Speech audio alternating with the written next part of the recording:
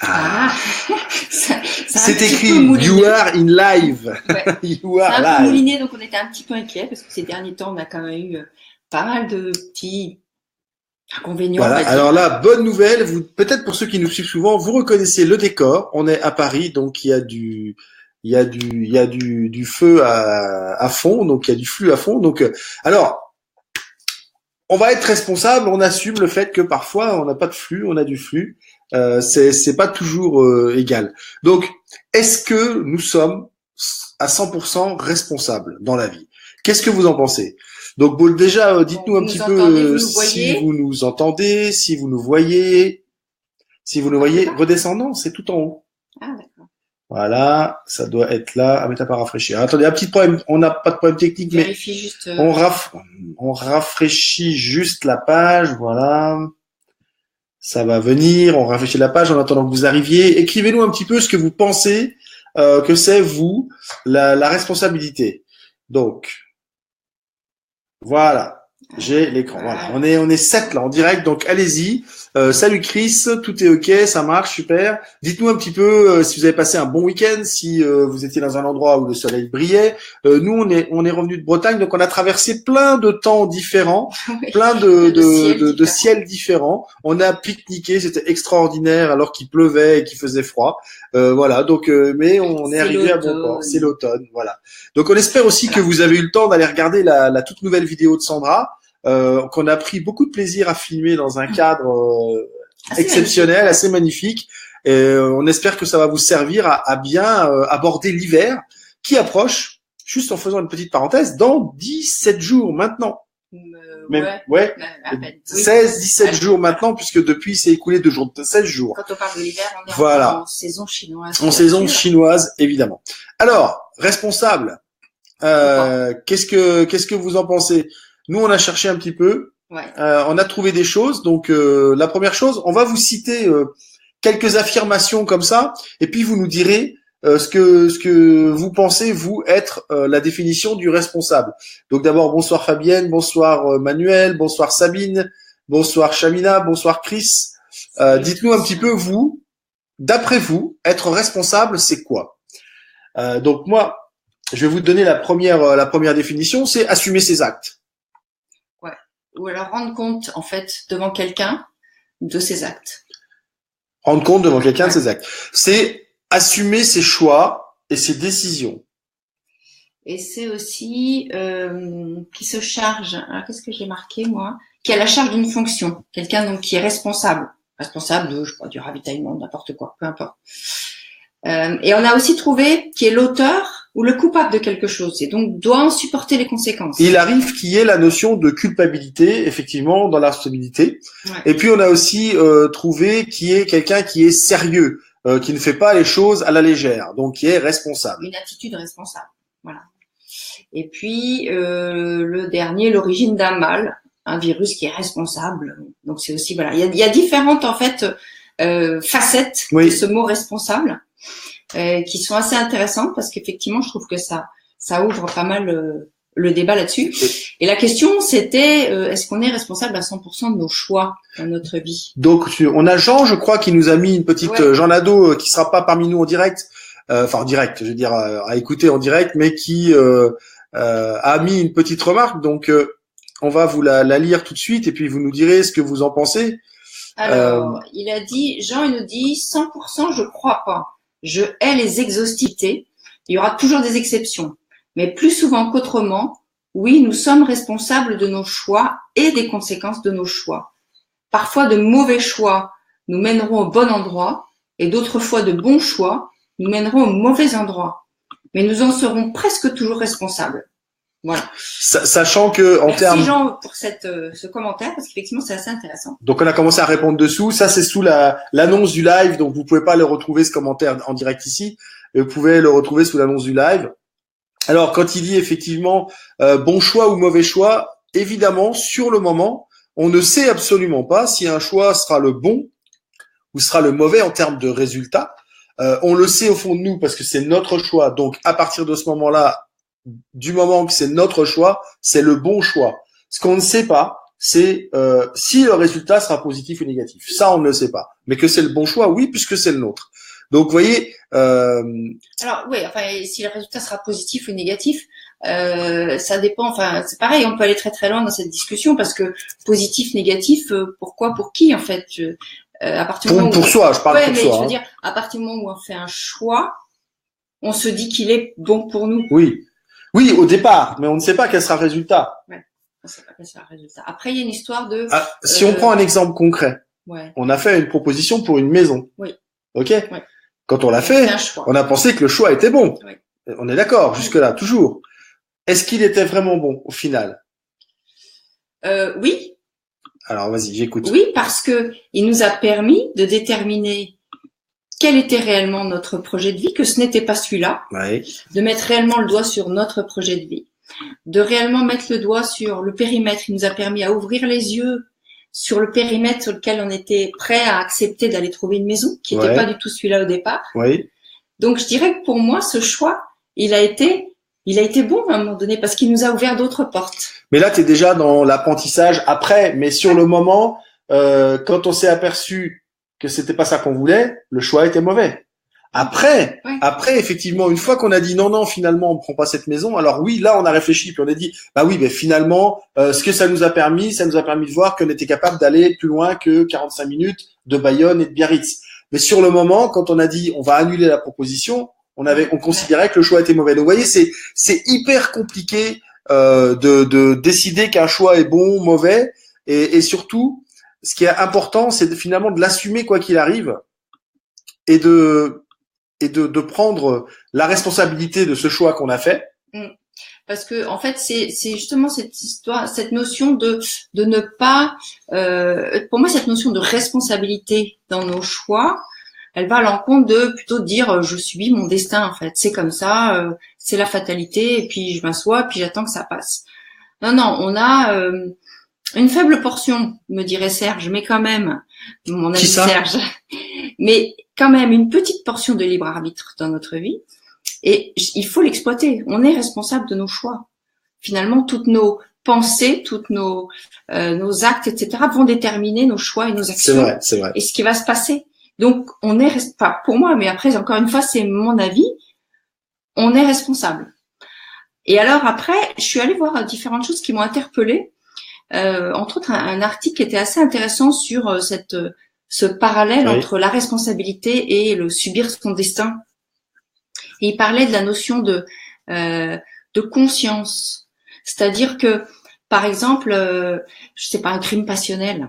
Un crime passionnel, en général, effectivement, un crime passionnel, c'est emporté par la passion, donc emporté par ses émotions. Et à un moment donné, on n'a plus toute sa tête. Quand on fait un crime passionnel, la plupart du temps, j'en ai jamais fait, mais je pense qu'ils n'ont plus toute leur tête.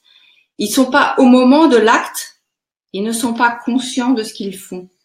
Donc, ils ont une part de irresponsabilité, partielle, bien sûr. C'est marrant ce que tu dis, parce qu'il y a Chris qui nous dit, et puis nos choix, non, c'est bon. Et puis il y a des choix conscients et des choix inconscients. Eh bien, lorsqu'il est inconscient, ce n'est plus un choix. Ouais. C'est une conséquence. Oui. Ce n'est plus un choix. Un choix ne peut être un vrai choix qu'on va être capable d'assumer ne peut être que conscient. C'est justement, je pense, ces actes que l'on fait dans l'inconscience que l'on réfute souvent, parce que justement, on n'a pas été conscient à ce moment-là de ce qu'on faisait, donc finalement, on est presque légitime à dire, mais non, on n'est pas responsable de ce qui se passe, parce que ce choix, on n'a pas fait consciemment. Et c'est là toute la difficulté. Mais ça, c'est un autre sujet d'un autre live, parce que finalement, aujourd'hui, c'est la responsabilité. Et le choix conscient, choix inconscient, parce que finalement, vous savez, ces gens qui disent j'ai pas le choix. On a toujours le choix. On a le choix de choisir ou de ne pas choisir, mais on a toujours le choix. Moi, je prends toujours l'exemple de comment j'ai vécu le décès de ma femme. C'est que j'avais deux choix devant moi en un millième de seconde. C'était soit je rentrais dans la plainte, soit je me disais non, j'ai autre chose à faire que d'être dans la plainte. Je dois continuer d'avancer parce que j'ai un petit enfant avec moi, parce que il y a des gens autour de moi qui sont vivants. Et ce choix-là, il fallait le faire en un millième de seconde. Voilà. Donc j'ai choisi, mais j'avais le choix. J'aurais pu choisir d'aller dans la plainte. et de me laisser vivre, et de me faire plaindre et de me lamenter et de dire pourquoi ça m'arrive et j'ai pas de chance et machin et c'est terrible, etc. J'ai choisi donc et on est plein d'autres à être devant ce choix-là et chacun va faire le choix qu'il se sent la force de faire à ce moment-là. Mais il n'a pas le droit de dire qu'il n'avait pas le choix derrière, que c'est pas de sa faute, qu'il n'est pas responsable de ce qui se passe dans sa vie. Si, parce qu'il a choisi. Il a choisi une attitude, un comportement. Je suis d'accord. Ça dure un millième de seconde. C'est des trucs dans la vie qui se passent et on n'a rien pour réfléchir. Et ce sont quand même des choix. Et nous en sommes responsables. Et comme a dit mon Bouddha là, qui est Théo, il est devenu bouddhiste. Ah bon. Oui, il fait chacun de nos choix ont des conséquences diverses sur notre vie future. Cela nous permet toujours d'avancer, quoi qu'il arrive. Et ça, c'est mon Titi qui le dit. Hein, c'est parce qu'il est devenu bouddhiste là, il y a pas longtemps, et il a bu un boisson qui avait été bu par un bouddhiste avant.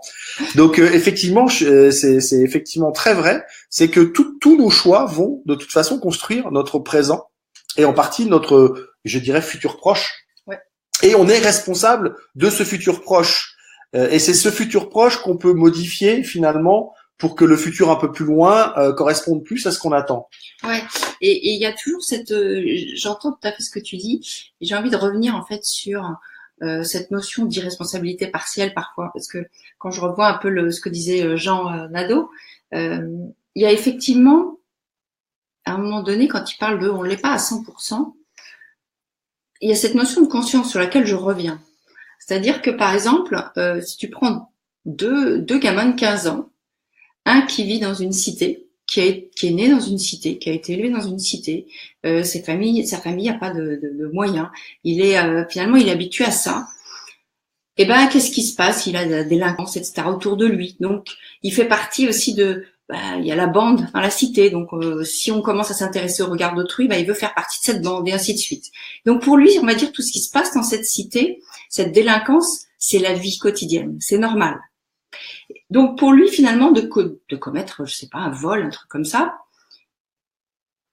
je dirais que c'est banal. Il n'a pas la conscience, la vraie conscience du geste et finalement de l'ampleur que ça peut avoir. Et à côté de ça, le même gamin de 15 ans qui est dans les beaux quartiers et qui finalement c'est plutôt un pied de nez à ses parents et qui va commettre un acte de vandalisme ou qui va voler ou etc.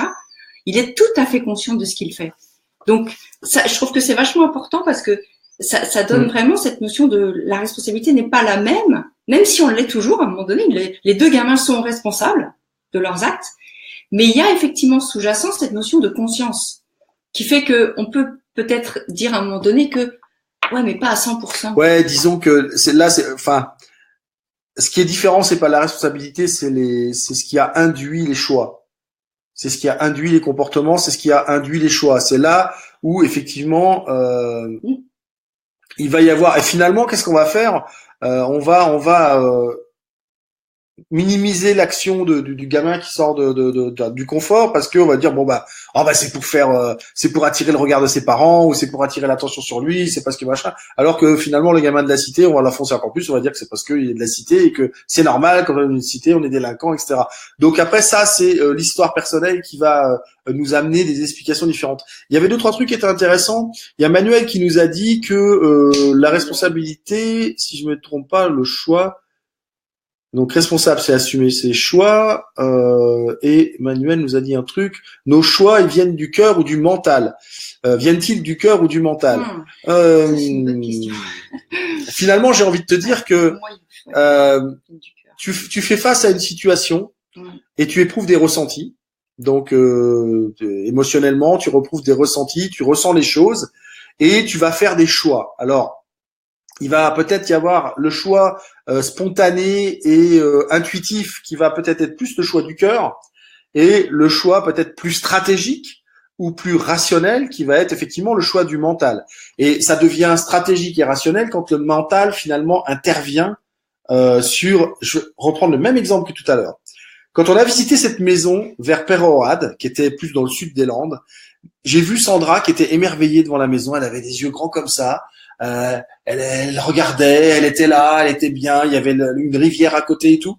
Et ben moi là, j'ai fait un choix émotionnel, c'est-à-dire que j'ai dit OK, on fait une proposition parce que émotionnellement, j'ai laissé parler mon cœur mais ma raison et la stratégie et le rationnel ne sont pas venus intervenir. Et puis par la suite, on a discuté. Et puis là, mon rationnel qui était de dire, mais attends, oui, ok, émotionnellement, ça me faisait du bien de la voir comme elle était, j'étais heureux pour elle et tout, mais je quitte mon rêve. Je lâche mon rêve parce que c'est pas là que je veux être. C'est pas là que mon rêve me dit que je veux être. Donc quitter la Bretagne pour aller à un endroit où c'est pas mon rêve, finalement, ça n'avait pas de sens. Donc mon mental est venu intervenir en disant, mais attends, oh mon gars, toi vous aviez un rêve au départ. C'était la montagne, c'était la mer pas loin. Et là, bon, effectivement, t'as la mer pas loin, mais t'as pas de montagne, c'est tout plat, l'environnement est pas top. Tu quittes ton rêve. Donc oui, j'ai envie de te dire, Manuel, les deux. Les deux, finalement. Tu as besoin que ça vienne du cœur pour que ce soit sincère, authentique, spontané. Et tu as aussi besoin de le conscientiser pour que ce soit un choix conscient et qui soit au maximum à ton service. Je sais que les erreurs font les apprentissages, etc. Mais quand on peut éviter de tirer des apprentissages d'erreurs, c'est aussi bien quand on peut faire les choix directs. Sur ton exemple. C'est notre exemple. Ouais, mais à un moment donné, quand tu décides, tu te dis, bah ouais, alors finalement, mais c'est pas mon rêve. Moi, je veux voir la montagne, mon rêve, c'est ça. J'ai du mal à me dire, est-ce que c'est vraiment le mental ou est-ce que c'est pas finalement quelque part ton cœur à toi à ce moment-là qui te parlait? Non, c'est mon mental qui me dit que mon cœur il veut autre chose. Bah oui, alors du coup. Il faut quand même être d'accord. On va arrêter de dire que le mental est mauvais. Ah bah parce oui, que oui, mais il y a beaucoup dans beaucoup de choses qu'on voit, les gens disent oui, mais c'est le mental. D'un air de dire ouais, mais c'est le mental, c'est pas bon. Le mental, il est important aussi parce qu'il nous sert à réfléchir, il nous sert à comparer, il nous sert à évaluer la situation. On ne peut pas laisser que le cœur guider notre vie ou que le mental guider notre vie. C'est un équilibre. C'est comme pour les 5 éléments de la médecine traditionnelle chinoise, c'est un équilibre. On a des éléments qui parfois dominent et on doit les rééquilibrer pour être en harmonie, pour être équilibré. Ben c'est pareil, cœur, mental, ça doit être une association. Imaginez ces deux personnes, le cœur et le mental, assis à une table en train de discuter de l'avenir de JP ou de l'avenir de Sandra, parce que c'est eux qui discutent de l'avenir. Finalement, imaginez que votre cœur et votre mental discutent, qu'est-ce qui pourrait bien se raconter? Tiens, ça c'est intéressant ça. C'est une question que je vous pose. Imaginez, visualisez, fermez les yeux et visualisez votre cœur et votre mental à table avec un verre d'eau pour les non-alcooliques, un verre d'alcool pour les alcooliques ou pour ceux qui aiment le vin ou le autre chose, et ils discutent. Et ils discutent de vous. Ah tiens, ça serait bien qu'il fasse ça quand même parce que ça lui tient à cœur, sa passion. Puis le mental pourrait dire ah oui, mais ça serait bien qu'il le fasse comme ça, etc. Et vous imaginez une discussion où ils se complètent. Allez-y, ça peut être rigolo. Je serais intéressant de savoir ce qui ressort de la discussion et de savoir qui arrive à faire collaborer son mental et son cœur en imagination. Avec ça. Alors, je vais vous créer une petite visualisation et je la mettrai en vidéo. Ouais, on va faire une visualisation là-dessus. Alors, attendez, je vais refaire remonter les commentaires. Effectivement. Ça fait un tout, mental et le cœur sont équilibrés, yes. Rationnel, exactement, pas toujours. Alors après, ça, c'est des commentaires qui viennent au fur et à mesure. On peut dire non avec une construction mentale et ensuite dire oui avec le cœur, et on peut dire oui avec une construction mentale et oui avec une construction du cœur. Je crois qu'il y a pas, il faut arrêter de croire que c'est blanc ou noir. Le gris est une couleur, même si certains pensent que c'est le milieu, le moyen. Non, c'est l'équilibre, c'est le mélange, c'est la nuance. Et la nuance, ça fait partie de la vie, ça fait partie de la nature. Tout n'est pas rouge vif, tout n'est pas blanc ou noir. Ça, c'est important, je crois. C'est un bon sujet de live aussi. La nuance. La nuance, c'est un bon sujet de live parce que tout le monde met la nuance dans le milieu et dans le statu quo. C'est pas ça la nuance. Justement, c'est la finesse, la nuance. Faut être capable de faire preuve de nuance. C'est un exercice difficile et c'est peut-être pour ça que autant de personnes le dénigrent. Alors, allez, vous êtes pas bien bavard. Tu as toujours ton libre arbitre d'écouter ton mental ou ton cœur. Oui, mais Manuel, on pourrait discuter des heures. Les deux ont leur mot à dire. Les deux ont leur mot à dire. Et justement, l'harmonie, c'est quand tu arrives à faire en sorte que les deux sachent communiquer entre eux et te fassent faire des choix conscients qui t'amènent à l'harmonie. Et ce n'est pas forcément les choix du cœur qui ont comment dirais-je, la voix de la raison absolue. Mais parce que, Manuel, qu'est-ce que tu nous dis? Tu nous dis qu'il faut pas écouter son mental, c'est ça que tu dis? J'ai pas l'impression que tu dis ça, en fait. Il est en train de dire la même chose. C'est juste que non, il dit soit t'écoutes l'un, soit t'écoutes l'autre. Mais on peut écouter les deux. Ouais. Moi, ce que je dis, c'est qu'on peut écouter les deux. On peut faire en sorte que les deux s'allient et forment une vraie relation. Et je crois que les gens équilibrés et heureux, c'est-à-dire qu'ils ne sont pas sujets à des tiraillements, sont justement ces gens qui arrivent à faire en sorte de faire communiquer entre eux le mental et le cœur. Et ça, j'aurais aimé que Malou soit là, Malou Moulis, ça, Oui. soit là parce que c'est un coaching que je lui ai fait où je lui ai dit, mais imagine que ton mental, ça devienne ton meilleur pote et qu'il soit à la réunion avec tes autres potes, là, le cœur, tout ça. Imagine ce qui serait dit et imagine qu'il participe à la discussion. Et ça l'a éclaté, parce que bon, elle aime bien aussi tous ces rôles-là, elle fait des vidéos. Et ça a marché, ça l'a débloqué, elle s'est réconciliée avec son mental. Parce que le mental, il sert. Appelez ça l'intelligence, vous préférez, appelons ça comme vous voulez si le mental vous déplaît, mais c'est le mental. Alors revenons à cette responsabilité de nos choix. Ah, Martine, coucou Martine. Pour moi aussi, la responsabilité, en fait, ça va à l'envers de la victimisation. C'est-à-dire qu'on n'est pas victime de ce qui nous arrive, puisqu'on a le choix. On est responsable, en fait.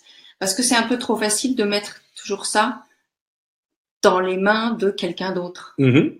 Que ça soit notre façon d'être, que ça soit notre santé, que ça soit plein de choses. On est responsable de ça. On est responsable de tout, en fait. Oui, enfin, c'est ça, c'est notre point de vue. C'est notre point de vue. Et on peut le changer à tout moment. On peut décider de changer à tout moment. En fait. Mais observez autour de vous, vous verrez tous les gens qui se défaussent de leurs responsabilités, vous verrez, sont des gens qui sont dans la plainte, sont des gens qui renvoient la faute sur l'extérieur. Tout ce qui se passe dans leur vie n'est pas de leur faute, n'est pas de leur responsabilité, c'est l'extérieur. Mais ça, j'en parle souvent. Moi, les caliméros font partie de ces gens-là, des gens qui sont toujours dans la plainte. C'est comme ça. Et observez autour de vous, vous verrez. C'est des gens qui n'assument pas. Et ça va tout à fait dans le thème de la vidéo que j'ai fait paraître aujourd'hui d'ailleurs. Ah bon, t'as fait une vidéo? Oui, sur l'élémentaire, parce que nous sommes dans l'élémentaire et non pas l'élémentaire. Nous sommes dans cette intersaison qui est liée à cet élément. Et justement, le thème qu'on a choisi aujourd'hui, finalement, le lien est très bon parce que cette responsabilité dont on parle, la Terre, elle a cette spécificité quand on est bien équilibré dans cet élémentaire, cette énergie Terre. C'est de nous aider à transformer ce qui nous arrive en quelque chose de positif. Donc finalement, c'est avoir de la gratitude pour les choses qui nous arrivent, même si elles sont mauvaises. Et c'est justement prendre cette responsabilité-là. Et il y a deux traits de caractère de la Terre, de l'élémentaire, hein, dans la médecine traditionnelle chinoise, c'est le rationnel, les pieds sur terre. Et c'est un jeu de mots, mais ce n'est pas un hasard. Donc le rationnel, et c'est la nourricière, le cœur. Ouais. Donc, vous voyez bien que rationnel, nourricière sont dans le même élément. Alors là, mon petit manuel, je dis chapeau, hein. Les deux dans le même élément, la terre. Ouais. Enfin, la nourricière, c'est pas le cœur. Ben, si, la nourricière, le cœur, dans les archétypes, c'est le cœur. Ouais, dans les archétypes. Mais nourrir, c'est la mère, c'est la nourricière. Oui, mais c'est pas forcément le cœur. C'est un autre élément. C'est un autre élément. Dans les éléments, c'est un autre élément. Dans les éléments, je parle pas du cœur qui bat, je parle du cœur. La compassion, la bienveillance, tout ça. Ouais. Donc en fait, la Terre, elle incite à la gratitude et au pardon. Voilà, ça c'est super important parce que c'est ça qui va nous permettre justement de devenir responsable de ce qui se passe dans notre vie. Quand je parle de pardon, comme je le disais aussi dans cette vidéo, c'est pas le pardon genre j'oublie, hein. C'est le pardon, je transforme en positif et comme ça, pour moi, je m'allège mon cœur dans ces cas-là. C'est la notion de responsabilité, ça va parler à certains, intervient aussi beaucoup dans les relations. Finalement, à quel moment sommes-nous responsables des mauvaises relations que l'on a ou des bonnes relations que l'on a? Quelle est notre part de responsabilité dans ces relations? On est souvent responsable de ce qui ne se passe pas dans les relations comme de ce qui se passe. C'est hyper important de prendre ça en compte. Parce alors la non-action, finalement, c'est aussi un choix. C'est un choix. Tout ce qu'on fait, tout ce qu'on est, résulte de nos choix. Je crois qu'il y a un bouddhiste qui nous l'a dit il y a pas longtemps. Ça, c'est mon fils qui nous l'a dit. Hein. Même lui, il le dit. Donc, il y a des gens qui ont marqué. Il y a Sylvia qui nous parle d'alignement. Effectivement, cœur, mental, c'est l'alignement. Moi, je dis, je parle de communication, de relation. Alignement effectivement, c'est la même chose. C'est être. Finalement, c'est trouver un terrain d'entente entre les deux, que le mental et le cœur soient satisfaits. En fait, finalement. Ce qui me vient, c'est que le mental va conscientiser ce que le cœur ressent. Une sorte de truc. Alors, il y a Martine qui nous dit, le mental ne suit-il pas en priorité les croyances? Non. Il arrive que effectivement je vais dire non. Moi, je vais dire non. Je vais dire non parce qu'il y a des gens qui ont des croyances tellement ancrées qu'elles sont même plus, ils ont même plus besoin de passer par le mental pour qu'elles agissent. Elles sont ancrées à l'intérieur. C'est viscéral. Donc là, j'ai envie de te dire, même pas. C'est même pas le mental arrive même pas à aller contre les croyances. Ça arrive, ça m'arrive souvent avec des clients. Ouais, c'est-à-dire qu'ils ressentent, c'est tellement. Ils savent, mentalement, ils savent qu'ils ont cette croyance. Ils le savent, hein. Et bien, ils n'arrivent pas à aller contre. Donc, pour cause, le mental ne peut absolument rien contre ça. C'est viscéral. Il y a un travail de profondeur à faire. Et là, pour le coup, c'est peut-être en passant du côté du cœur et du côté du ressenti beaucoup plus en profondeur qu'on va pouvoir lâcher cette croyance. Donc, j'ai envie de répondre non à la question. Non, effectivement, il intervient peut-être pour l'activer au départ, oui, mais après, elle est ancrée dans le corps. Et j'ai envie de vous dire qu'une croyance, finalement, quand elle se crée, elle s'ancre corporellement parce que la plus grande mémoire que vous avez, c'est votre corps. Et quand on reprend l'exemple, vous savez, le petit garçon qui descend de sa chambre tout content, il était en train de jouer aux voitures et qui dit à sa maman, ouais, je sais ce que je vais faire plus tard. Il a 7 ans, il dit, moi, plus tard, j'aurai une Ferrari et je serai pilote de Formule 1. Mais la maman lui dit, ah non, tu sais, dans la vie, il faut pas rêver, mon garçon. Hein.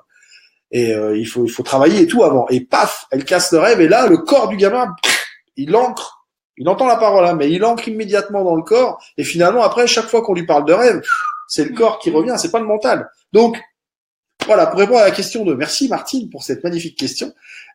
Finalement, non, c'est encore une fois, c'est un travail à deux, quoi. Ouais. C'est le mental et le corps, le cœur qui travaillent ensemble. C'est de la co-création. Voilà. Et c'est pour ça, je pense que beaucoup de gens n'arrivent pas à avancer. C'est on martèle tellement Internet en disant le mental c'est pas bon, le mental c'est mauvais, le mental vous fait faire des trucs, le mental c'est des croyances, que les gens travaillent uniquement avec le cœur. Sauf que uniquement avec le cœur ou avec le ressenti, ça ne marche pas non plus. Et je crois qu'il faut arriver à réconcilier chaque partie de notre corps.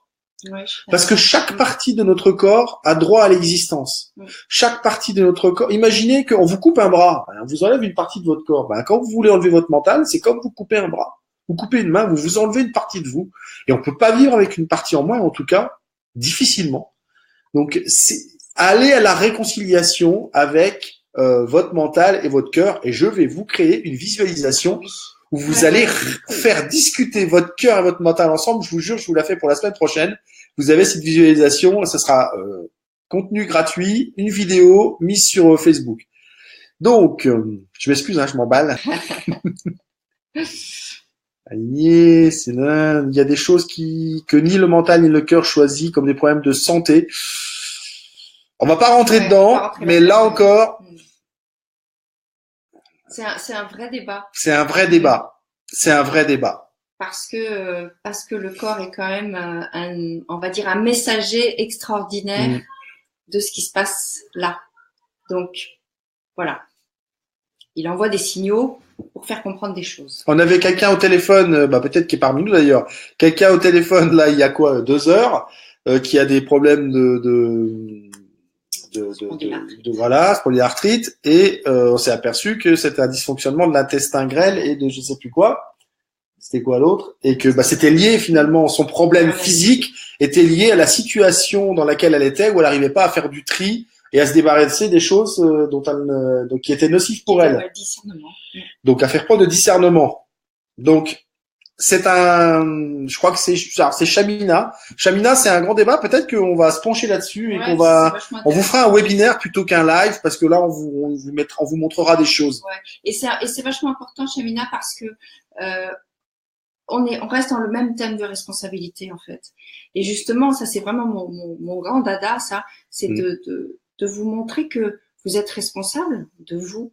Donc, vous êtes responsable de votre bien-être et de votre santé aussi. Et ça passe par la compréhension de ce que le corps veut exprimer à chaque fois. Ouais. Et c'est vraiment, quand on commence à s'intéresser à ça, franchement, c'est quelque chose de passionnant, parce que le corps est un outil, mais juste magique, incroyable, quand on commence à s'y intéresser. Alors après, on devient un petit peu psycho, parce qu'on dit, oh, j'ai mal là. Attends, ça veut dire quoi? Alors c'est quoi le message?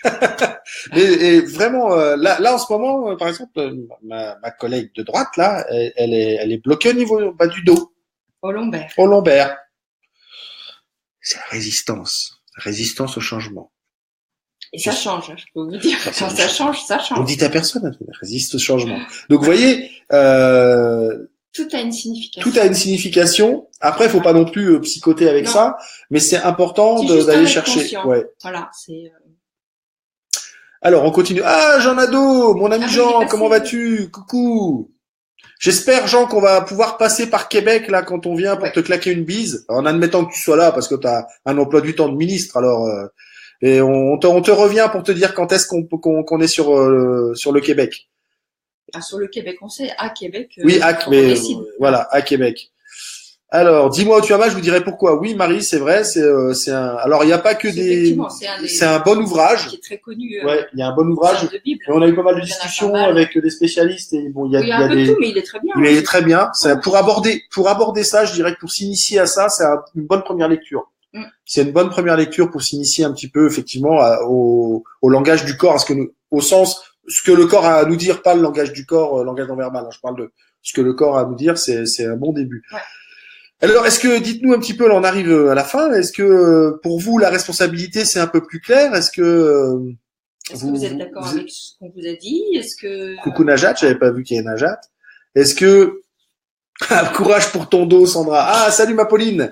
Pauline, tu réécouteras le live depuis le début parce que je pense qu'il y a des choses qui vont t'intéresser par rapport à la responsabilité, au choix, tout ça, aux endroits où on a mal. Non mais ça va, hein, je gère. Hein, mais voilà, je le sens.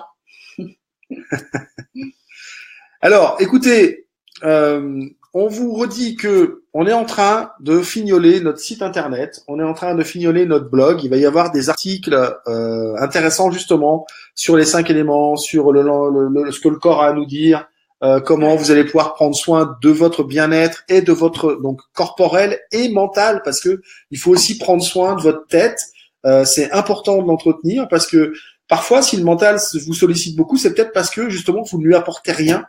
Ou pas suffisamment de choses. Parfois, c'est parce que vous lui en donnez trop. Donc, c'est toujours pareil, c'est la recherche de l'équilibre.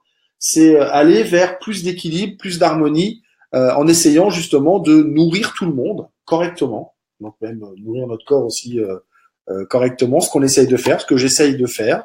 C'est pas facile toujours. J'essaie de lui donner des axes de réflexion là-dessus. Hier soir, par exemple, on a mangé un bœuf bourguignon. Ah oui, mais ça, c'est exceptionnel. C'est pas bien, ça?